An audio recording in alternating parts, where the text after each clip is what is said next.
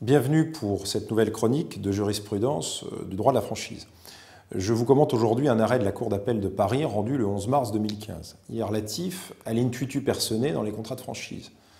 Le contrat de franchise contenait classiquement une clause d'intuitu personae et soumettait à agrément la cession du contrat de franchise par la société franchisée à un tiers. Le franchisé consulte en exécution de cette clause son franchiseur. Il envisageait la cession à une autre société qu'il contrôlait lui-même. Le franchiseur refuse l'agrément.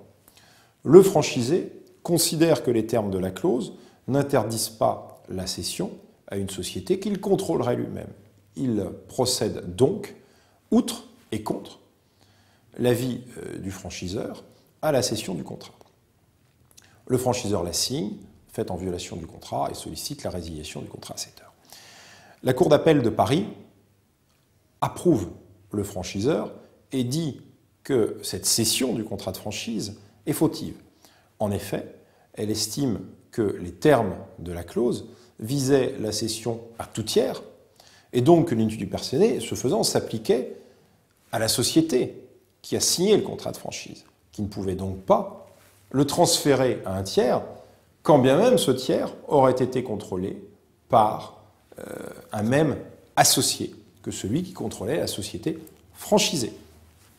Il y a donc là une application très classique du principe d'intuitu personae. Rappelons que la rédaction de cette clause doit être précise et que la personne à laquelle s'applique l'intuitu personae ou les personnes auxquelles s'applique l'intuitu personae doivent être précisément définies par le contrat.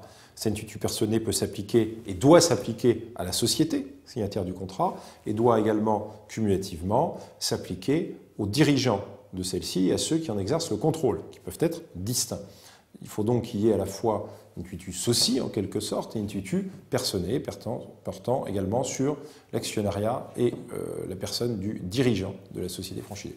Voilà donc quelques conseils. C'est une solution, en l'espèce, tout à fait classique et que l'on peut approuver.